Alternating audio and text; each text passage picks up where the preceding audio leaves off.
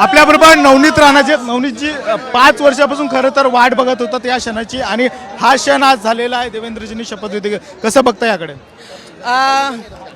माझ्यासारखे बरेचसे सैनिक आहे आमचे देवेंद्र फडणवीसजींचे.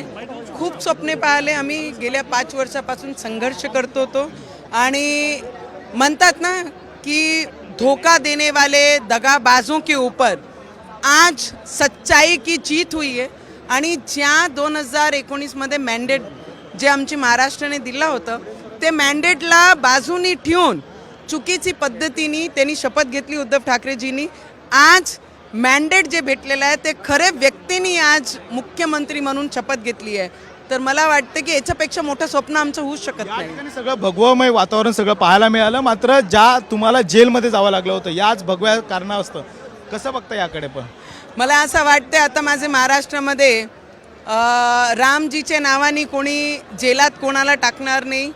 आत्ता माझे महाराष्ट्रामध्ये कोणीही हनुमान चालीसा पठण करणार म्हणून कोणी जर म्हटलं तर त्याला जेलमध्ये जावं लागणार नाही.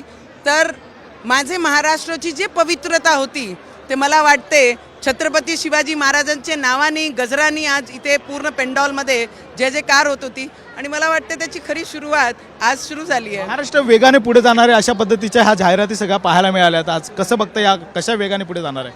100% डबल इंजिन सरकार आहे आणि आमची सरकारने 2014 ते 19 पर्यंत जे आमचे आमचे CM साहेब देवेंद्र फडणवीसजींनी जे करून दाखवलं होतं तर मला वाटते त्या भरोश्यावर आज इन्फ्रास्ट्रक्चर येणाऱ्या काळामध्ये झपाट्याने आणि जय जयकार महाराष्ट्राचं होणारच आहे.